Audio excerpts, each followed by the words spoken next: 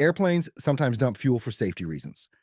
Large aircraft are designed to land within a specific weight limit. For long flights, they take off carrying large amounts of fuel, which makes the plane heavy. If a serious problem occurs shortly after takeoff, the aircraft may need to land sooner than planned. Landing while too heavy can place extra stress on the wings, landing gear, and brakes. Dumping fuel reduces the aircraft's weight. This allows pilots to land within safe limits and avoid structural damage. Fuel dumping is uncommon. When possible, pilots burn fuel by flying instead. When fuel is released, it is sprayed at high altitude. Most of it evaporates before reaching the ground. Fuel dumping is a controlled safety procedure used to support a safe landing.